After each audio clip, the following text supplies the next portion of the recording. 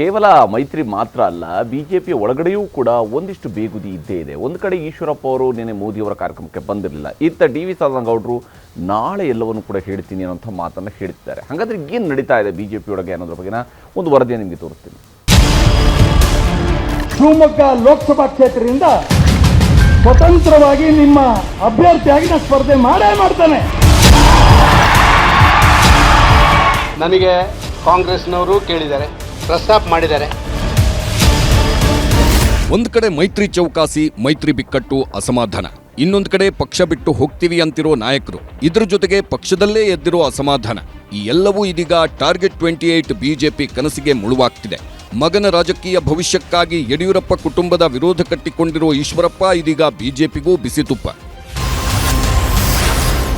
ಪ್ರತಿಷ್ಠೆಗೆ ಬಿದ್ದು ಎಡವಟ್ಟು ಮಾಡಿಕೊಂಡ್ರ ಈಶ್ವರಪ್ಪ ಎಂಬ ಪ್ರಶ್ನೆ ಎದ್ದಿದೆ. ಬಂಡಾಯದಿಂದ ಒಬ್ಬಂಟಿಯಾಗ್ತಾರಾ ಈಶ್ವರಪ್ಪ? ಈಶ್ವರಪ್ಪಗೆ ಸಮುದಾಯದ ಬೆಂಬಲನೂ ಕಷ್ಟಾನ ಎಂಬೆಲ್ಲ ಪ್ರಶ್ನೆಗಳು ಎದ್ದಿವೆ. ಕುರುಬ, ಈಡಿಗ, SC/ST, ಮುಸ್ಲಿಂ ಮತಗಳು ಕಾಂಗ್ರೆಸ್ ಪರ ಆಗಲಿವೆ. ಲಿಂಗಾಯತ ಮತಬುಟ್ಟಿ ರಾಘವೇಂದ್ರಗೆ ಭದ್ರವಾಗುತ್ತೆ ಅಂತೆಲ್ಲ ಲೆಕ್ಕಾಚಾರಗಳು ನಡೆಯುತ್ತಿವೆ. ನಿನ್ನೆ ಹಿಂದುತ್ವದ ಅಂಶಗಳನ್ನೇ ಪ್ರಸ್ತಾಪಿಸಿ ಮೋದಿ ಮತಬೇಟೆಗೆ ಇಳಿದ್ರು. ಹಿಂದುತ್ವ ಹೆಸರಿನಲ್ಲೇ ಮತಬೇಟೆಗೆ ಮುಂದಾದ ಈಶ್ವರಪ್ಪಗೆ ಶಾಕ್ ಎದುರಾಗಿದೆ. ಆದರೂ ಬಿಜೆಪಿ ಮತ ವಿಭಜನೆ ಆಗೋಗುತ್ತಾ ಅನ್ನೋದು ಬಿಜೆಪಿ ಟೆನ್ಷನ್. ಇನ್ನೊಂದು ಕಡೆ ಬೆಂಗಳೂರು ಉತ್ತರ ಕ್ಷೇತ್ರದ ಬಿಜೆಪಿ ಸಂಸದ ಮಾಜಿ ಸಿಎಂ ಸದಾನಂದಗೌಡರು ಕಾಂಗ್ರೆಸ್ಗೆ ಹೋಗ್ತಾರೆ ಎಂಬ ಮಾತುಗಳೂ ಕೇಳಿವೆ. ಸದಾನಂದಗೌಡರನ್ನ ಕರೆತಂದು ಬೆಂಗಳೂರು ಉತ್ತರದ ಬದಲು ಮೈಸೂರು ಕೊಡಗು ಕ್ಷೇತ್ರದಲ್ಲಿ ನಿಲ್ಲಿಸೋ ಚರ್ಚೆ ಕೂಡ ಆಗ್ತಿದೆ. ಯದುವೀರ್ ವಿರುದ್ಧ DVS ಅಖಾಡಕ್ಕೆ ಇಳಿಯೋದು ಫಿಕ್ಸ್ ಆಗಿದೆಯಂತೆ. ಜಗದೀಶ್ ಶೆಟ್ಟರ್ ಅಂತೆಯೇ DVS ಕಾಂಗ್ರೆಸ್ ಮನೆ ಸೇರುತ್ತಾರಾ ಅನ್ನೋ ಸಸ್ಪೆನ್ಸ್ ಇದೆ. ನಮ್ಮ ಪಾರ್ಟಿಯಿಂದ ನಾವು ಅಖಂಡ ಶ್ರೀನಿವಾಸ ಮೂರ್ತಿ ಕೊಟ್ಟಿಲ್ಲ, JDS ಕರ್ಕೊಂಡ್ಬಂದು ನಿಲ್ಲಿಸಿದ್ರು. ಇದು ರಾಜಕೀಯದಲ್ಲಿ ಸರ್ವೇ ಸಾಮಾನ್ಯ. ಶೆಟ್ಟರ್ ಕೊಡಲಿಲ್ಲ, ನಾವು ಕರ್ಕೊಂಡ್ಬಂದು ನಿಲ್ಲಿಸ್ತಾವ. ಸೌದಿ ಕೊಡಲಿಲ್ಲ, ನಾವು ಕರ್ಕೊಂಡ್ಬಂದು ನಿಲ್ಲಿಸ್ತೀವಿ. ಇದು ರಾಜಕಾರಣ ಸಂದರ್ಭದಲ್ಲಿ ಇದು ನಡೆಯದೆ. ಇದು ಯಾವ ಪಾರ್ಟಿಯವರು ಮುಚ್ಚಿಡಕ್ಕಾಗಲ್ಲ. ಇದು ಯಾರು ಬರ್ತೀವಿ ಅಂತ ಹೇಳ್ತಾರೆ, ನಮ್ಮ ಸಿದ್ಧಾಂತಗಳಿಗೆ ಯಾರು ಒಪ್ತಾರೆ, ಆ ಸಿದ್ಧಾಂತಗಳು ರಾಜಕಾರಣ ನಡೀತದೆ. I don't want to disclose our strategy. ಆದ್ರೆ ಸದಾನಂದಗೌಡರು ಕಾಂಗ್ರೆಸ್ಗೆ ಹೋಗಲ್ಲ ಅನ್ನೋದು ಬಿಜೆಪಿಗರ ವಾದ. ಸದಾನಂದಗೌಡರು ಖಂಡಿತವಾಗಿ ಅವರು ನಮ್ಮ ಜೊತೆ ಇರ್ತಾರೆ ಅಂತ ಹೇಳಿ ಮೊನ್ನೆ KR ಪುರಂ ಮತ್ತು ಪುಲಕೇಶ್ ನಗರಕ್ಕೆ ಕಾರ್ಯಕರ್ತರ ಸಭೆಗೆ ಕೂಡ ಅವರು ಬಂದಿದ್ರು. ಯಾವುದೇ ರೀತಿಯ ಗೊಂದಲ ಇಲ್ಲ, ನಮ್ಮ ಜೊತೆ ಇರ್ತಾರೆ. ಈ ಭಾಗದಲ್ಲಿ ಎಲ್ಲರ ಸಲುವಾಗಿ ಅವರು ಕೆಲಸ ಮಾಡ್ತಾರೆ ಅನ್ನುವಂತ ವಿಶ್ವಾಸ ಇದೆ. ನನಗೆ ವಿಶ್ವಾಸ ಇದೆ, ಎಲ್ಲವೂ ಕೂಡ ಸರಿ ಹೋಗ್ತದೆ. ಸದಾನಂದಗೌಡರು ಕೂಡ ಯಾವುದೇ ಒಂದು ಪ್ರಶ್ನೆ ಇಲ್ಲ, ಅವರು ಕೂಡ ಭಾರತೀಯ ಜನತಾ ಪಾರ್ಟಿಲೇ ಇರ್ತಾರೆ. ಕೈಬಿಡೋ ಪ್ರಶ್ನೆ ಇಲ್ಲ. ಅವರೊಬ್ರು ಹಿರಿಯ ನಾಯಕರಿದ್ದಾರೆ, ಕೆಲವು ತಪ್ಪು ಮಾಹಿತಿಗಳು ಅವ್ರಿಗೆ ತಲುಪಿರ್ತಕ್ಕಂಥದ್ದು. ಹಾಗಾಗಿ ಈ ರೀತಿ ಚರ್ಚೆಗಳು ನಡೀತಾ ಇದೆ. ಅವರು ಸತ್ಯ ಅರ್ಥ ಆದ್ಮೇಲೆ ಸರಿ ಹೋಗ್ತದೆ ಅನ್ನೋ ವಿಶ್ವಾಸ ಈಗಲೂ ಕೂಡ ನನಗಿದೆ. ಅಧಿಕಾರ, ಟಿಕೆಟ್ ಹಂಚಿಕೆಯಲ್ಲೂ ತಾರತಮ್ಯ. ಸದಾನಂದಗೌಡರ ಬೆನ್ನಿಗೆ ನಿಂತ ರಾಜ್ಯ ಒಕ್ಕಲಿಗರ ಸಂಘ. ಈ ಎಲ್ಲ ಬೆಳವಣಿಗೆಗಳ ಮಧ್ಯೆಯೇ ಸದಾನಂದಗೌಡರು ರಾಜ್ಯ ಒಕ್ಕಲಿಗರ ಸಂಘದ ಕಚೇರಿಗೆ ಭೇಟಿ ನೀಡಿದ್ರು. ಸಂಘದ ಪದಾಧಿಕಾರಿಗಳ ಜೊತೆ ಸಭೆ ಮಾಡಿದ್ರು. ತಮ್ಮ ಮುಂದಿನ ನಿರ್ಧಾರಗಳ ಬಗ್ಗೆ ಸಲಹೆ ಪಡೆದ್ರು. ಬಳಿಕ ಮಾತನಾಡಿ ಎಲ್ಲವನ್ನೂ ನಾಳೆಯೇ ಹೇಳ್ತೀನಿ ಅಂದ್ರು. ಒಂದಷ್ಟು ವಿಚಾರಗಳನ್ನು ಅವರು ನನ್ನ ಜೊತೆ ಪ್ರಸ್ತಾಪ ಮಾಡಿದ್ದಾರೆ. ಅದರ ಬಗ್ಗೆ ನಾನೇನು ಇವತ್ತು ಹೇಳಲಿಕ್ಕೆ ಇಷ್ಟಪಡೋದಿಲ್ಲ. ನಾನು ಈಗಾಗಲೇ ನಿಮಗೆ ಹೇಳಿದ್ದೀನಿ, ನಾಳೆ ನಾನು ಪ್ರೆಸ್ ಮೀಟ್ ಮಾಡ್ತೇನೆ ಅಂತೇಳಿ. ಆ ಪ್ರೆಸ್ ಮೀಟ್ನಲ್ಲಿ ಎಲ್ಲ ವಿಚಾರಗಳನ್ನು ನಾನು ಉಲ್ಲೇಖ ಮಾಡ್ತೇನೆ. ನಾಳೆ ಪ್ರೆಸ್ ಮೀಟ್ ಮಾಡ್ತೀನಿ ಅಂತ ಹೇಳಿದ ಮೇಲೆ ಅದರಲ್ಲೇ ಬರುತ್ತೆ ಅಲ್ಲ.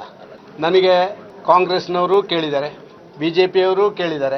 ಏನು ತೀರ್ಮಾನ ತಗೊಳ್ಬೇಕು ಅಂತ ಹೇಳುವಂಥದ್ದನ್ನು ನಾನು ಸಕಾಲಕ್ಕೆ ತಗೊಳ್ಳುವಂತ ನಿರ್ಧಾರ ಮಾಡ್ತೀನಿ. ನಾಳೆ ಹೇಳ್ತೀನಿ, ನಾಳೆ ಏನು ಉಳಿಯೋದಿಲ್ಲ. ಸದಾನಂದಗೌಡರ ನೋವು, ಸಂಕಟ, ಅಸಮಾಧಾನಗಳೆಲ್ಲವನ್ನ ಕೇಳಿರುವ ಒಕ್ಕಲಿಗರ ಸಂಘ ಪದೇ ಪದೇ ಆಗ್ತಿರೋ ಅನ್ಯಾಯ, ತಾರತಮ್ಯವನ್ನ ಸಹಿಸೋದಿಲ್ಲ ಎಂದಿದೆ. ನಮ್ಮ ಸಮಾಜದ ಉಪಮುಖ್ಯಮಂತ್ರಿಗಳಂತ DK ಶಿವಕುಮಾರ್ ಅವರು ಮುಖ್ಯಮಂತ್ರಿ ಆಗಬೇಕಾಯಿತು. ಕಾರಣ ಅವರು ಹೋರಾಟದ ಫಲವಾಗಿ 136 ಸೀಟ್ ಬರೋಕ್ಕೆ ಕಾರಣ ಆಯಿತು. ಆದರೂ 2 ವರ್ಷದ ನಂತರ ಕೊಡ್ತೀವಿ ಅಂತ ಹೇಳಿದರೆ ಇನ್ನೂ ಅದು ಕೊಡಬೇಕು. ಮೈಸೂರಲ್ಲೂ ನಮಗೆ ಅನ್ಯಾಯ ಆಗಿದೆ, ಬೆಂಗಳೂರಲ್ಲೂ ಅನ್ಯಾಯ ಆಗ್ತಾ ಇದೆ, ನಮ್ಮ CT ರವಿಯವ್ರಿಗೂ ಅನ್ಯಾಯ ಆಗಿದೆ. ಮತ್ತು ನಮ್ಮ ಸಮಾಜದ ಯಾವುದೇ ಪಕ್ಷದವರಾಗಲಿ ಸೀಟ್ಗಳನ್ನ ಕೊಡಬೇಕು. ನಾಳೆ ಅಥವಾ ಮುಂದೊಂದು ದಿನ ಸದಾನಂದಗೌಡರ ಯಾವುದೇ ತೀರ್ಮಾನಕ್ಕೂ ಸಂಘದ ಬೆಂಬಲ ಇದೆ ಎಂಬ ಸಂದೇಶ ರವಾನಿಸಲಾಗಿದೆ. ಹೀಗಾಗಿ ಬಿಜೆಪಿಗೂ ದಳಪತಿಗಳಿಗೂ ಇದು ಮತ್ತೊಂದು ತಲೆಬಿಸಿ. Bureau report, news 18. ಎಸ್, ಇದು ಸದ್ಯ ಬಿಜೆಪಿಯಲ್ಲಿ ನಡೀತಾ ಇರುವಂತಹ ಬೆಳವಣಿಗೆ. ಅಶೋಕ್, ಯಾವ ಕಾರಣಕ್ಕಾಗಿ ಹಾಗಾದ್ರೆ ನಿಮ್ಮ ನಾಯಕರುಗಳು ಈ ರೀತಿಯಾದಂತಹ ವಿಚಾರವನ್ನು ಈಗ ಸಕಾಲದಲ್ಲಿ ತೀರ್ಮಾನ ಕೈಗೊಳ್ತೀನಿ ಅಂತೇಳಿ ಸಕಾಲವನ್ನೇ ತಂದಿರುವಂತಹ ಸದಾನಂದಗೌಡರು ಹೇಳಿದ್ದಾರೆ. ಅವರು ಮುಖ್ಯಮಂತ್ರಿ ಆಗಿದ್ದಾಗ ಸಕಾಲ ತಂದ್ರೆ ಈಗ ಸಕಾಲದ ನಿರ್ಧಾರಕ್ಕೆ ಹೇಳಿದ್ದಾರೆ ಅವರು. ನೋಡಿ, ಸದಾನಂದ ಗೌಡರಾಗಲಿ, ಈಶ್ವರಪ್ಪರಾಗಲಿ, ಅಥವಾ ಇನ್ಯಾರಾಗಲಿ, ಈರಣ್ಣ ಕಡಾಡಿ ಆಗಲಿ, ಇವರೆಲ್ಲನೂ ಸಹ ಈಗ ಅವರ ಒಂದು ಸದ್ಯದ ಅಸಮಾಧಾನನ ಹೇಳಿದ್ದಾರೆ ಅಷ್ಟೇ. ಆದರೆ ಖಂಡಿತವಾಗ್ಲೂ ಸಹ ನಮಗೆ ಆತ್ಮವಿಶ್ವಾಸ ಇದೆ, ಖಂಡಿತವಾಗ್ಲೂ ಅವರು ಭಾರತೀಯ ಜನತಾ ಪಕ್ಷನ ಬಿಟ್ಟು ಹೋಗಲ್ಲ. ಯಾಕೆ ಅಂತಂದರೆ ಜಗದೀಶ್ ಶೆಟ್ಟರ್ ಎಕ್ಸಾಂಪಲ್ ಕಣ್ಮುಂದೆ ಇದೆ. ಯಾವ ರೀತಿ ಜಗದೀಶ್ ಶೆಟ್ಟರನ್ನು ಕರ್ಕೊಂಡೋಗಿ ಅವ್ರಿಗೆ ಹೀಯಾಳಿಸಿ ಮತ್ತೆ ಈಗ ಜಗದೀಶ್ ಅದು ಪ್ರೋತ್ಸಾಹದಾಯಕವಾಗಿಯೂ ಇದೆ ಅಂತ ಜಗದೀಶ್ ಶೆಟ್ಟರ್ ಅವರ ಎಕ್ಸಾಂಪಲ್ ಕಣ್ಮುಂದೆ ಇದೆ. ಹೌದು, ಅದು ಬಿಜೆಪಿಯಿಂದ ಹೋಗೋರಿಗೆ ಒಂದು ಪ್ರೋತ್ಸಾಹದಾಯಕ ಇದೆ. ಹೋದ್ಮೇಲೂ ಕೂಡ ವಾಪಸ್ ಕರ್ಕೊಂಡು ಬರ್ತಾರೆ. ವಾಪಸ್ ಕರ್ಕೊಂಡ್ಬಂದ್ವಿ ಜಗದೀಶ್ ಶೆಟ್ಟರ್ನ, ಅದು ಆಯಿತು ಆಯಿತಾ. ಪ್ರತಿದಿನವೂ ಸಹ ಎಲ್ಲ ಕಡೆನೂ ಹಂಗೆ ಆಗುತ್ತೆ ಅಂತಲ್ಲ. ಈಗ ಅತ್ಯಂತ ಪ್ರಮುಖವಾದಂಥ ವಿಚಾರ ನಮ್ಮ ಸ್ನೇಹಿತರಾದ ರಮೇಶ್ ಬಾಬು ಅವರು ಹೇಳ್ತಾರೆ, ಅಲಯನ್ಸ್ ಪಾರ್ಟ್ನರ್ಸ್ಗೆ ಲೋಕಶಕ್ತಿಗೆ ನಾವು ಮೋಸ ಮಾಡಿಬಿಟ್ವಿ ಅಂತೇಳಿ. ಪಾಪ ನನ್ನ ಕಣ್ಮುಂದೆ ನೋಡಿರ್ತಕ್ಕಂಥದ್ದು ಕ್ರಾಂತಿರಂಗ ಮತ್ತು KCPನ ತಾವು ಹೇಗೆ ಹೊಡೆದ್ರಿ. ಆಮೇಲೆ JDS ಆವತ್ತು ಏನಿತ್ತು ಅಂದರೆ ಜನತಾದಳ 2099 ಇತ್ತಲ್ಲ, ಅದನ್ನು ಹೇಗೆ ಹೊಡೆದ್ರಿ, ಅದನ್ನು ಮುಗಿಸ್ಬೇಕು ಅಂತ ಹೇಗೆ ತಾವು ಹೊರಟ್ರಿ. ಅದಾದಮೇಲೆ ಕಾಂಗ್ರೆಸ್ ಮತ್ತು ಕಾಂಗ್ರೆಸ್ ಗುಂಡೂರಾವ್ ಅವ್ರ ನೇತೃತ್ವದ್ದು ಮತ್ತು ನಿಜಲಿಂಗಪ್ಪ ಅವ್ರ ನೇತೃತ್ವದ್ದು ಕಾಂಗ್ರೆಸ್ನ ಹೇಗೆ ಹಾಳು ಮಾಡಿದ್ರಿ. ಆಮೇಲೆ ಅನೇಕ ಕಡೆ ದೇವೇಗೌಡರು ಒಂದು ಸತಿ ನನಗೆ ನೆನಪಿದೆ, ಒಂದು ಫಂಕ್ಷನಲ್ಲಿ ದೇವೇಗೌಡರು ಕೂತಿದ್ರು ಮುಂದೆ ಸೋಫಾದಲ್ಲಿ, ನಾವೆಲ್ಲ ಅಲ್ಲ ಹಿಂದೆ ನಿಂತಿದ್ವಿ. ಸೊ ನಾವು ಜನರಲಿ ಎಲ್ಲರಿಗೂ ವಿಶ್ ಮಾಡ್ತಕ್ಕಂತಹ ಅಭ್ಯಾಸ. ದೇವೇಗೌಡರು ಹೇಳ್ತಾ ಇದ್ದಾರೆ, ಯಾವ ರೀತಿ ಸೋನಿಯಾ ಗಾಂಧಿಯವರು ರೀಜನಲ್ ಪಾರ್ಟೀಸ್ನ ಸರ್ವನಾಶ ಮಾಡೋಕ್ಕೆ ಹೊರಟಿದ್ದಾರೆ ಅಂತಕ್ಕಂಥದ್ದನ್ನು ಹಿರಿಯ ನಾಯಕರ ಜೊತೆ ಅವ್ರು ಚರ್ಚೆ ಮಾಡ್ತಿದ್ದಾರೆ ಮದುವೆನಲ್ಲಿ, ಯಾವುದೋ ಒಂದು ಫಂಕ್ಷನ್ನಲ್ಲಿ. ಅಂದರೆ ಯಾವ ರೀತಿಯ ಮನಸ್ಥಿತಿನ ಕಾಂಗ್ರೆಸ್ ಇಟ್ಕೊಂಡಿದೆ. ಕಾಮಲೆಕ್ಕಣ್ಣನ ಲೋಕವೆಲ್ಲ ಹೇಳಿದ್ವಿ, ನಾವು ಯಾರನ್ನೂ ಹಾಳು ಮಾಡಿಲ್ಲ. ಎಲ್ಲ ಸತಿನೂ ಸಹ ವಾಜಪೇಯಿ ಅವ್ರ ಕಾಲ ಇರ್ಬೋದು ಅಥವಾ ಮೋದಿಯವ್ರ ಕಾಲ ಇರ್ಬೋದು, ಎಲ್ಲರನ್ನೂ ಸಹ ಅಪ್ನಾದಳ್ ಅಂತ ಒಂದು ಸಣ್ಣ ಪಕ್ಷ UPನಲ್ಲಿ ಅವ್ರನ್ನ ಕರ್ಕೊಂಡು ಜೊತೆಲೇ ಹೋಗ್ತಾ ಇದ್ದೀವಪ್ಪ. ನಾವು ಯಾವ ರೀತಿ ತಿಂದಿದ್ದೀವಿ, ಖಂಡಿತವಾಗ್ಲೂ ಇಲ್ಲ. ಅದಾದಮೇಲೆ ಎಲ್ಲೆಲ್ಲಿ ಮೈನರ್ ಪಾರ್ಟೀಸ್ ಆಗಿದೆ ಇವ್ರದ್ದು, ಎಲ್ಲೆಲ್ಲಿ ಪಾರ್ಟಿ ಸ್ಪ್ಲಿಟ್ ಆಗಿ ಈಗ ವೆಸ್ಟ್ ಬೆಂಗಾಲಲ್ಲಿ ನಡ್ಕೊಂಡು ಹೋಗ್ತಾ ಇದೆ ಪಾರ್ಟಿ. ಇಲ್ಲ ಅಂದರೆ ಇವರು ಕಾಂಗ್ರೆಸ್ನವರು ಅವ್ರನ್ನೂ ಮುಳುಗಿಸ್ಬಿಡೋರು. ಇರಲಿ, ಇದೆಲ್ಲ ವಿಚಾರ. ಸದಾನಂದ ಗೌಡ್ರ ಬಗ್ಗೆ ಈಗ ಒಕ್ಕಲಿಗರ ಸಂಘ ಏನು ಹೇಳ್ತಿದೆಯಲ್ಲ, ಅದು ಸ್ವಲ್ಪ ನನಗೇನೋ ಒಂದು ಸ್ವಲ್ಪ ಇರುಸು. ಯಾಕೆಂದರೆ ಆಮೇಲೆ ಜೊತೆಗೆ ಹಾಸ್ಯಾಸ್ಪದನೂ ಅನಿಸುತ್ತೆ. ಯಾಕೆಂದರೆ ಇವ್ರಿಗೆ ಅನೇಕ ಜನಕ್ಕೆ ಇವತ್ತು ಒಕ್ಕಲಿಗರ ಸಂಖ್ಯೆನ ಕಡಿಮೆ ತೋರಿಸಿ ಅತ್ಯಂತ ಮೋಸ ಮಾಡಬೇಕು ಒಕ್ಕಲಿಗರ ಕಮ್ಯುನಿಟಿಗೆ ಅಂತ ಹೊರಟಿರ್ತಕ್ಕಂಥದ್ದು ಸಿದ್ದರಾಮಯ್ಯನವ್ರ ನೇತೃತ್ವದ ಅದು ಯಾವುದೋ ಒಂದು ರಿಪೋರ್ಟ್. ಅದ್ರ ಬಗ್ಗೆ ನಾವು ಹೇಳ್ತಾನೇ ಇದ್ದೀವಿ, ಬನ್ನಿ ಹೋರಾಟ ಮಾಡಿ, ಬೀದಿಗಿಳಿದು ಹೋರಾಟ ಮಾಡಬೇಕು, ಇದು ಸರಿ ಇಲ್ಲ ಅಂತಂದ್ಬಿಟ್ಟು ನಾವೆಲ್ಲ ಹೇಳ್ತಾ ಇದ್ದೀವಿ. ಆದರೂ ಸಹ ಇವತ್ತು ಯಾವತ್ತೋ ಪಾಪ ಯಾರೋ ಹೋರಾಟಗಾರರು ಹೋರಾಟ ಮಾಡ್ತಾವ್ರೆ, ಅವ್ರಿಗೆ ಬೆಂಬಲ ಸೂಚಿಸಿ ಅವ್ರನ್ನ ಕರ್ಕೊಂಬಂದು ಅವ್ರನ್ನ ಸ್ವಲ್ಪ ವೇದಿಕೆ ಕೊಡಿ ಅಂತಂದರೆ ಅವ್ರಿಗೆ ಕೊಡೋದಿಲ್ಲ. ಇವರು ಯಾವ ರೀತಿ ಮೋಸ ಮಾಡ್ತಿದ್ದಾರೆ ಒಕ್ಕಲಿಗರಿಗೆ ಅಂಥೇಳಿ, ಇವತ್ತು ಸದಾನಂದ ಗೌಡ್ರಿಗೆ ಮೋಸ ಆಗ್ತಿದೆ ಅಂತ ಹೇಳ್ಬಿಟ್ಟು ಈ ಥರ ಹೇಳ್ತಾರೆ. ಪಾಪ ಎಲ್ ಶ್ರೀನಿವಾಸರು ಹಿಂದೆ ನಿಂತವ್ರೆ, ಅವರು BJP ಇದ್ದವರು ಕಾಂಗ್ರೆಸ್ಗೆ ಹೋಗ್ಬಿಟ್ಟು ಅವ್ರಿಗೆ ಯಾವ ಸ್ಥಾನಮಾನ ಕೊಟ್ಟರು. ಅವ್ರ ಸ್ಥಾನಮಾನ ಇವತ್ತು ಕಾಂಗ್ರೆಸ್ನಲ್ಲಿ ಏನು ಕೊಟ್ಟರು ಶ್ರೀನಿವಾಸ್ ಜಿ ನಿಮಗೆ. ಎಲ್ ಶ್ರೀನಿವಾಸ್ ಜಿ ನೀವು ನೋಡ್ತಾ ಇದ್ರೆ ಕೇಳ್ಕೊಳ್ಳಿ. ಅಶೋಕ್ ಮಾತಾಡ್ತೀನಿ. ಇಲ್ಲಿ ಶಿವಶಂಕರ್ ಅವರೇ, ತಾವೇನು ಹೇಳ್ತೀರಿ? ಯಾವ ರೀತಿಯಾಗಿ ಈಗ ಮೈತ್ರಿ ವಿಚಾರದಲ್ಲಿ ಕುಮಾರಸ್ವಾಮಿ ಅವರು ಇದ್ದಕ್ಕಿದ್ದಂತೆ ಕೇವಲ 2 ಸೀಟ್ಗೋಸ್ಕರ ಮೈತ್ರಿ ಬೇಕಿತ್ತ ಅನ್ನುವಂತಹ ಪ್ರಶ್ನೆ ಎತ್ತಿರುವಂಥದ್ದು. ಅದಕ್ಕೆ ಸಮಜಾಯಿಷಿಯಾಗಿಲ್ಲ ಕೋರ್ ಕಮಿಟಿಲಿ ಆಗಿದ್ದಂತಹ ಚರ್ಚೆಯನ್ನು ನಾನು ಹೇಳಿದೆ ಅಂತೇಳಿ. ಅಂದರೆ ಕೋರ್ ಕಮಿಟಿಲಿ ಇದ್ದದನ್ನೆಲ್ಲವೂ ಕೂಡ ಇವರು ಹೊರಗಡೆ ಬಂದು ಹೇಳ್ತಾರೆ ಅಂತ ಹೇಳಿ ಆದರೆ ಇವರಲ್ಲೂ ಕೂಡ ಅಸಮಾಧಾನ ಇದ್ದೇ ಇರುತ್ತೆ. ಇದನ್ನು ವ್ಯಕ್ತಪಡಿಸುವಂಥದ್ದು ಮತ್ತು ಇನ್ನೂ ಈಗಷ್ಟೇ ದೋಸ್ತಿ ಆಗ್ತಾ ಇದೆ. ಇಂಥ ಸಂದರ್ಭದಲ್ಲಿ ಇಂತಹ ಮಾತುಗಳು ಹಾಗಾದ್ರೆ ಯಾವ ಕಾರಣಕ್ಕೆ ಬರ್ತಾ ಇದೆ ಅಂತೇಳಿ? ಹರಿಪ್ರಸಾದ್, ಇವಾಗ ನಾವೇನು ಸನ್ನಿವೇಶಗಳನ್ನ ದೃಶ್ಯಾವಳಿಗಳನ್ನ ನಾವು ನೋಡ್ತಾ ಇದ್ದೀವಿ, ಎಲೆಕ್ಷನ್ ಸಮಯದಲ್ಲಿ ಇದು ಯಾವುದೋ ಅಪರೂಪ ಅಲ್ಲ. ಪ್ರತಿ ಎಲೆಕ್ಷನ್ಸ್ ಅಲ್ಲೂ ಈ ತರದ್ದು ನಡೆಯುವಂತದ್ದೇ. ಈಗ ಒಂದು ಅಲಯನ್ಸ್ ಇದ್ದಾಗ ಸೀಟ್ಗಳಿಗೋಸ್ಕರ ಬಾರ್ಗೇನ್ ಮಾಡೋದು, ಅಲಯನ್ಸ್ ಇಲ್ಲದೆ ಇದ್ದಾಗ ವಿತ್ ಇನ್ ದಿ ಪಾರ್ಟಿ ಟಿಕೆಟ್ಗೋಸ್ಕರ ಏನು ಜಗ್ಗಾಟ ಮಾಡೋದು, ಇದೆಲ್ಲ ಇದ್ದಿದ್ದೆ. ಇದೇನು ನಮ್ಗೇನು ಅಪರೂಪ ಅಲ್ಲ. ಈಗ 2019 JDS ಕಾಂಗ್ರೆಸ್ ಜೊತೆ ಮೈತ್ರಿ ಮಾಡ್ಕೊಂಡಿತ್ತು, ಇವತ್ತು ಅದು ಪಾರ್ಟ್ನರ್ನ ಬದಲಾಯಿಸಿದೆ ಅಷ್ಟೇ. ಆದ್ರೆ ಒಂದು ಸಮಸ್ಯೆ ಇಲ್ಲಿ ಏನಾಗಿದೆ ಅಂತಂದ್ರೆ, ಇವರಿಗೆ JDSಗೆ ತಮಗೆ ಬೇಕಾದನ್ನ ಬಾರ್ಗೇನ್ ಮಾಡಿ ಪಡ್ಕೊಳ್ಳೋಷ್ಟು ಬಾರ್ಗೇನಿಂಗ್ ಪವರ್ ನ ಕಳ್ಕೊಂಡಂಗಿದೆ. ಈಗ ಅವರು 2 ಸೀಟು ಕೂಡ ಸಿಗುತ್ತಾ ಇಲ್ವಾ ಅನ್ನುವಂತ ಒಂದು ಇದಕ್ಕೆ ಒಂದು ಆತಂಕಕ್ಕೆ ಬರುವಂತ ಆಗಿರೋದು. ಅವ್ರನ್ನವರೇ ಪ್ರಶ್ನೆ ಮಾಡ್ಕೋಬೇಕು, ಯಾಕೆ ಈ ತರ ಆಯ್ತು ಅಂತ. ಉದಾಹರಣೆಗೆ ನೋಡಿ, ಅವರು ನಿನ್ನೆ ಇದು ಕುಮಾರಸ್ವಾಮಿ ಅವರು ಫ್ರಸ್ಟ್ರೇಷನ್ ವ್ಯಕ್ತಪಡಿಸಿದ್ರು. ಆದ್ರೆ ಆ ಫ್ರಸ್ಟ್ರೇಷನ್ ಅನ್ನ ಇವತ್ತು ಅದು ಹೊರಹಾಕಕ್ಕೆ ಆಗ್ತಾ ಇಲ್ಲ ಅವ್ರಿಗೆ ಏನಂತಂದ್ರೆ, ಅದನ್ನ DK ಶಿವಕುಮಾರ್ ಮತ್ತೆ ಕಾಂಗ್ರೆಸ್ ವಿರುದ್ಧ ಇದನ್ನು ತೋರಿಸ್ತಾ ಇದ್ದಾರೆ. ಅಲ್ಲಿ ನಾವು ಕಾಂಗ್ರೆಸ್ ಜಾಗದಲ್ಲಿ ಬಿಜೆಪಿಯನ್ನು ಹಾಕೋಬೇಕಷ್ಟೇ ಇಲ್ಲಿ. ಯಾಕೆ ಅಂತಂದ್ರೆ ಅವ್ರು ಇವತ್ತು ಇವ್ರನ್ನ DK ಶಿವಕುಮಾರ್ ಅವ್ರನ್ನ ಅಟ್ಯಾಕ್ ಮಾಡಿದ್ರು. ಅಲ್ಲಿ ಆ DK ಶಿವಕುಮಾರ್ ಅಟ್ಯಾಕ್ ಮಾಡೋ ಜಾಗದಲ್ಲೇ ನಾವು ಬಿಜೆಪಿಯನ್ನ ಏನು ಕಲ್ಪಿಸ್ಕೊಳ್ಬೇಕಾಗತ್ತೆ.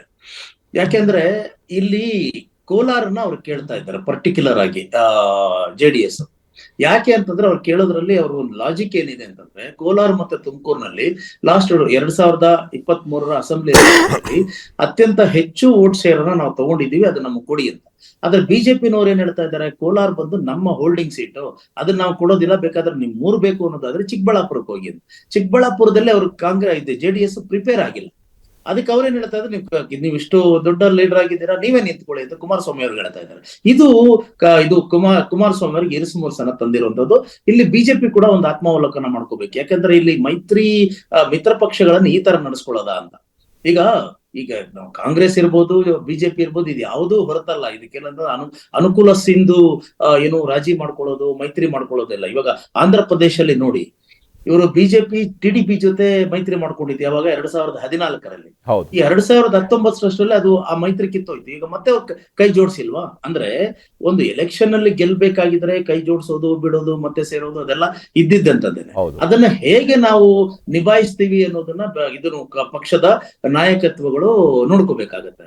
ಇನ್ನು ಕಾಂಗ್ರೆಸ್ ವಿಚಾರ ಅಂತ ಬಂದಾಗ ಅವರು ಸ್ವಲ್ಪ ಏನಂತಂದ್ರೆ, ಈಗ ಅವರಿಗೆ ಗ್ಯಾರಂಟಿ ಸ್ಕೀಮ್ಸ್ ಆಧಾರದ ಮೇಲೆ ನಾವು ಎಲೆಕ್ಷನ್ ಅನ್ನ ಗೆಲ್ಬಹುದು ಅನ್ನೋ ವಿಶ್ವಾಸ ಇದೆ. ಆದ್ರೆ ಪ್ರಾಬ್ಲಮ್ ಏನಂತಂದ್ರೆ, ಆ ಗ್ಯಾರಂಟಿ ಸ್ಕೀಮ್ ಗಳಲ್ಲಿರುವಂತಹ ಮೇಲಿರುವಂತಹ ಒಂದು ಪಾಸಿಟಿವ್ ಯೂಫೋರಿಯಾ ಇದೆಯಲ್ಲ, ಅದನ್ನ ವೋಟ್ ಆಗಿ ಕನ್ವರ್ಟ್ ಮಾಡುವಂತ ಒಂದು ಫಾರ್ಮಿಡಬಲ್ ಕ್ಯಾಂಡಿಡೇಟ್ಸ್ ಅವರಿಗೆ ಕೊರತೆ ಇದೆ, ಸಿಗ್ತಾ ಇಲ್ಲ. ಹಾಗಂತ ಇವಾಗ ಸದಾನಂದ ಗೌಡ್ರು ಮತ್ತೆ ಸಂಗಣ್ಣ ಕರಡಿ ಇಂಥವ್ರನ್ನ ತಗೊಂಡ್ರೆ ಸರಿ ಹೋಗುತ್ತಾ ಅನ್ನೋದನ್ನು ಕೂಡ ಅವ್ರು ನೋಡ್ಕೋಬೇಕು. ಯಾಕೆಂತಂದ್ರೆ, ಈಗ ಬಿಜೆಪಿನಲ್ಲಿ ಸದಾನಂದ ಗೌಡ್ರಿಗೆ ಯಾಕೆ ಟಿಕೆಟ್ ಕೊಡ್ತಾ ಇಲ್ಲ? ಅದಕ್ಕೆ ಕಾರಣಗಳಿರ್ತವೆ. ಹಾಗಾಗಿ ಅವರು ಅಲ್ಲೆಲ್ಲೋ ಒಂದ್ ಕಡೆ ಸಿಗ್ತಾ ಇಲ್ಲ. ಅದನ್ನ ಒಂದೇನಂತಂದ್ರೆ, ನಾವು ಅದನ್ನ ಏನಂತಂದ್ರೆ ಒಂದ್ ರೀತಿ ಬೇಡದೆ ಇರುವಂತಹ ಕ್ಯಾಂಡಿಡೇಟ್, ಅವರು ಒರಿಜಿನಲ್ ಪಕ್ಷಗಳಿಗೆ ಬೇಡದೆ ಇರುವಂತಹ ಕ್ಯಾಂಡಿಡೇಟ್ ಗಳನ್ನ ಅವ್ರು ತಗೊಂಡು ಹಾಕಿದ್ರೆ ಅದರಿಂದ ಪ್ರಯೋಜನ ಏನಾಗುತ್ತೆ ಅನ್ನೋದನ್ನು ನೋಡ್ಕೋಬೇಕಾಗತ್ತೆ. ಸೊ ಇಲ್ಲಿ ಏನಂತಂದ್ರೆ, ಇದು ಅಳದು ಸುರಿದು ಕೊಳ್ಳುವಂತಹ ಒಂದು ಕಸರತ್ತು ನಡೆಯುತ್ತೆ. ಇಲ್ಲಿ ಸ್ವಲ್ಪ ಎಲಾಬ್ರೇಟ್ ಆಗ್ತಾ ಇರೋದು ಯಾಕೆ ಅಂದ್ರೆ, ಈ ಮಧ್ಯದಲ್ಲಿ ಎಲೆಕ್ಷನ್ಸ್ ಅನೌನ್ಸ್ ಆಗ್ಬಿಟ್ಟು ಶೆಡ್ಯೂಲ್ ಬಂತಲ್ಲ, ಶೆಡ್ಯೂಲ್ ಬಂದಿದ್ರಿಂದ ಸ್ವಲ್ಪ ಎಕ್ಸ್ಟ್ರಾ ಟೈಮ್ ಸಿಕ್ಕಿದೆ ಅವರಿಗೆ. ಇವಾಗ ಫಾರ್ ಎಕ್ಸಾಂಪಲ್, ಮೊದಲನೇ ಹಂತದ ಎಲೆಕ್ಷನ್ ನಡೆಯೋದು ಅಂದ್ರೆ ಪೋಲಿಂಗ್ ಕರ್ನಾಟಕದಲ್ಲಿ ಇದು ಏಪ್ರಿಲ್ 26 ಅಲ್ವಾ? ಅದಕ್ಕೆ ನಿಮ್ಗೆ last date of filing nomination April 4ನೇ ತಾರೀಕುವರೆಗೂ ಹೋಗಿದೆ. ಅಲ್ಲಿವರೆಗೂ ಈ ಪ್ರಾಬ್ಲಮ್ ಇದು ನಡೀತಾ ಇರುತ್ತೆ, ನೋಡ್ತಾ ಇರಿ. ಇವತ್ತು ಸಾಲ್ವ್ ಆಗಲ್ಲ. ಯಾಕಂದ್ರೆ ಕಾಂಗ್ರೆಸ್ನವರು ಇವತ್ತು ಮೀಟಿಂಗ್ ಮಾಡ್ತಾ ಇದ್ದಾರೆ. ನನಗನ್ಸಲ್ಲ ಇವತ್ತೇ ಇದು ಕ್ಯಾಂಡಿಡೇಟ್ ಅನೌನ್ಸ್ ಆಗ್ಬಿಡುತ್ತೆ ಅಂತ, ಯಾಕಂದ್ರೆ ಟೈಮ್ ಇದೆ ಅಂತ. ನಿಜ ಶಿವಶಂಕರ್ ಅವರೇ, ವೀರಣ್ಣ ಅವರೇ, ಯಾವ ರೀತಿಯಾಗಿ ಇಂಥ ಪರಿಸ್ಥಿತಿ ಹಾಗಾದ್ರೆ ನಿರ್ಮಾಣ ಮಾಡ್ಕೊಂಡಿರೋದು ಯಾರು ಅಂತ ಹೇಳಿ? ಈಗ ನೋಡಿ, ಚಿಕ್ಕಬಳ್ಳಾಪುರ ಕ್ಷೇತ್ರ ಏನು ಕಂಟೆಸ್ಟ್ ಮಾಡಿ ಅಂತ ಹೇಳಿದ್ರು ಕುಮಾರಣ್ಣವ್ರಿಗೆ. ಕುಮಾರಣ್ಣವರು ಹಿಂದೆ 6 ತಿಂಗಳ ಹಿಂದೆನೇ ಹೇಳಿದ್ದಾರೆ, ಕುಟುಂಬದವರು ಯಾರು ಕೂಡ ಈ ಸಲ ಚುನಾವಣೆಗೆ ಸ್ಪರ್ಧಿಸಲ್ಲ ಅಂತ ಹೇಳಿದ್ದಾರೆ. ಮಂಡ್ಯದಲ್ಲಿ ಸ್ಪರ್ಧಿಸಲ್ಲ. ಕಳೆದ ವಾರ ಮಂಡ್ಯದಲ್ಲಿ ಕಾರ್ಯಕರ್ತರ ಸಭೆಯಲ್ಲಿ ಕಾರ್ಯಕರ್ತರು ತುಂಬ ಒತ್ತಾಯ ಮಾಡಿದ್ರು, ಕುಮಾರಸ್ವಾಮಿಯವರಾಗಲಿ ಇಲ್ಲ ನಿಖಿಲ್ ಕುಮಾರಸ್ವಾಮಿಯವರಾಗಲಿ ಇಬ್ಬರಲ್ಲಿ ಯಾರಾದರೂ ಕಂಟೆಸ್ಟ್ ಮಾಡಿ ಅಂತ. ಇಲ್ಲ ಅಂತಲೇ ನಿರಾಕರಿಸಿದರೆ, ಇಲ್ಲ ಯೋಚನೆ ಮಾಡಿ ಹೇಳ್ತೀವಿ ಅಂತಲೂ ಹೇಳಿದ್ದಾರೆ. ಇವತ್ತು ಕೂಡ ಅದೇ ಹೇಳಿದ್ದಾರೆ ಮಂಡ್ಯದ ಒಂದೊಂದು ಪಕ್ಷಗಳ ಆಯಾ ಪಕ್ಷಗಳ ನಾಯಕರುಗಳನ್ನ ಓದಲೆಲ್ಲ ಕಾರ್ಯಕರ್ತರು ಒತ್ತಾಯ ಮಾಡ್ತಿದ್ದಾರೆ. ಈಗ ಮೋದಿ ಅವ್ರನ್ನ ವಾರಣಾಸಿ ಬಿಟ್ಟು ಎಷ್ಟು ಕಡೆಯಲ್ಲಿ ಒತ್ತಾಯ ಮಾಡಿದ್ರೆ ನಮ್ಮಲ್ಲಿ ಬಂದು ಸ್ಪರ್ಧಿಸಿದ್ರೆ ನಮ್ಗೆ ಕೇಳೋದಿಲ್ವಾ? ಎಲ್ಲ ಕಡೆ ಹೋಗಿ ಸ್ಪರ್ಧಿಸಕ್ಕಾಗತ್ತೆ? ಕುಮಾರಸ್ವಾಮಿ ಅವ್ರಿಗೆ ಹಂಗಾದ್ರೆ ಒಂದು ಸ್ಟ್ಯಾಂಡ್ ಇಲ್ವಾ? ಈಗ ನಮಗೆ ಇದ್ದಂಥ ಒಂದು ಮಾಹಿತಿ ಪ್ರಕಾರ ಅವರು ಮೊನ್ನೆ ಮಂಡ್ಯದಲ್ಲಿ ಸಭೆ ನಡೆಸಿದ್ದೆ ಪುಟ್ಟರಾಜು ಅವ್ರನ್ನ ಅಭ್ಯರ್ಥಿ ಅಂತೇಳಿ ಘೋಷಣೆ ಮಾಡೋದಿಕ್ಕಂತ. ಈಗ ಅವತ್ತು 4 ಜನ ಕಾರ್ಯಕರ್ತರು ಹೇಳ್ತಾರೆ, ಹೋಗ್ಲಿ 400 ಜನ ಕಾರ್ಯಕರ್ತರು ಹೇಳಿದ್ರು ಅಂತಲೇ ಇಟ್ಕೊಳ್ಳೋಣ. 400 ಜನ ಕಾರ್ಯಕರ್ತರು ಹೇಳಿದ್ರು ಅಂತ ಹೇಳಿದ ತಕ್ಷಣನೇ ನಿಲುವು ಬದಲಾಗುತ್ತೆ, ಒಬ್ಬ ಅಭ್ಯರ್ಥಿ ಬದಲಾಗೋಗ್ಬಿಟ್ರೆ? ಖಂಡಿತ ಅಲ್ಲ. ಇವತ್ತು ಕೂಡ ಕುಮಾರಸ್ವಾಮಿಯವರು ಅದನ್ನೇ ಹೇಳಿರೋದು, ಎಲ್ಲೂ ಕೂಡ ನಾವು ಕುಟುಂಬದವರು ನಿಲ್ಲೋದಿಲ್ಲ, ಕಾರ್ಯಕರ್ತರಿಗೆ ನಾವು ಈ ಸಲ ಇದು ಮಾಡ್ತೀವಿ ಅಂತಲೇ ಹೇಳಿದ್ದಾರೆ. ಹಾಸನ ಹಾಲಿ ಸಂಸದರು ಇರೋದ್ರಿಂದ ಪ್ರಜ್ವಲ್ ರೇವಣ್ಣ ಅವ್ರು ಬಿಟ್ಟರೆ ಮಂಡ್ಯದಲ್ಲಿ ಪುಟ್ಟರಾಜು ಅವರು ಇದ್ದಾರೆ, DC ತಮ್ಮಣ್ಣವ್ರು ಇದ್ದಾರೆ, ನಾಗಮಂಗಲದ ಸುರೇಶ್ ಗೌಡ್ರು ಇದ್ದಾರೆ, ಕೋಲಾರಕ್ಕೆ ಬಂದ್ರೆ ಮಲೇಶ್ ಬಾಬು ಇದ್ದಾರೆ, ಸಮೃದ್ಧಿ ಮಂಜುನಾಥ್ ಕ್ಲಾರಿಟಿ ಇಲ್ಲಲ್ಲ ವೀರಣ್ಣವ್ರೆ? ಅಲ್ಲ, ಹಾಗಾಗಿ ಅಂದ್ರೆ ಅಲ್ಲಿ ಹಾಲಿ ಸಂಸದರು ಇದ್ದಾರೆ, ಮುನಿಸ್ವಾಮಿ ಅವರು ಇದ್ದಾರೆ. ಇಲ್ಲ, ಅದೇ ನಾನು ಹೇಳಿದ್ನಲ್ಲ, ಹಿಂದೆ ಬಂದು ಕಾಂಗ್ರೆಸ್ಸಿನ ಒಳ ಜಗಳ ಭಿನ್ನಮತದಿಂದ ಅಲ್ಲಿ ಬಿಜೆಪಿಗೆ ಅನುಕೂಲ ಆಯಿತು. ಇವತ್ತಿನ ಪರಿಸ್ಥಿತಿ ಲೋಕಸಭಾ ಚುನಾವಣೆಗಳಲ್ಲಿ ವಿಧಾನಸಭಾ ಕ್ಷೇತ್ರದಲ್ಲಿ 3 ಜನ JDSನ ಶಾಸಕರಿದ್ದಾರೆ. ಇನ್ನು ಹಲವು ಇದರಲ್ಲಿ ನಾವು ಹತ್ತತ್ರ ವೋಟ್ ತಗೊಂಡು ಸೋತಿದ್ರು ಕೂಡ ಇವತ್ತು ಸುಮಾರು ಎಲೆಕ್ಷನ್ಸ್ ಗಳಲ್ಲಿ JDS 3ನೇ ಪ್ಲೇಸ್ ಅಲ್ಲಿ ಇತ್ತು. ಕೋಲಾರದಲ್ಲಿ 2ನೇ ಪ್ಲೇಸ್. ಹಾಗಾಗಿ ನನಗೆ ಚೆನ್ನಾಗಿ ನೆನಪಿದೆ, ಏನು ಎಲೆಕ್ಷನ್ ರಿಸಲ್ಟ್ಗಳು ಬಹಳ ಚೆನ್ನಾಗಿ ನೆನಪಿದೆ. ಈಗ ಕುಮಾರಸ್ವಾಮಿ ಅವರು ನಿರಾಕರಿಸಿದ್ದಾರೆ ಚಿಕ್ಕಬಳ್ಳಾಪುರ ಬೇಡ ಅಂತ ಹೇಳಿ. ಹಾಗಾಗಿ ನಾವು ಕೋಲಾರ್ಗೆ 2014 ನಲ್ಲಿ ಲೋಕಸಭಾ ಚುನಾವಣೆ ನಡೆದಾಗ ಬಂದಾಗ ಅಲ್ಲಿ ಕೇಶವ್ ಅವರು ನಿಂತ್ಕೊಂಡಿರ್ತಾರೆ, 4.5 ಲಕ್ಷ ಓಟ್ ತೊಗೊತಾರೆ. ಆಮೇಲೆ 3 ಲಕ್ಷ ಚಿಲ್ಲರೆ ಓಟನ್ನ BJP ಕ್ಯಾಂಡಿಡೇಟ್ ತೊಗೊಳ್ತಾರೆ. ಅದಾದಮೇಲೆ ಅಲ್ಲಿ ಕೇವಲ 1.5 ಲಕ್ಷ ಹೆಚ್ಚಾಗಿ ಮತ ತೆಗೆದುಕೊಂಡು 50,000 ಹೆಚ್ಚಾಗಿ ಮತ ತೆಗೆದುಕೊಂಡಂತ KH ಮುನಿಯಪ್ಪ ಅವ್ರು ಗೆದ್ದುಬಿಡ್ತಾರೆ.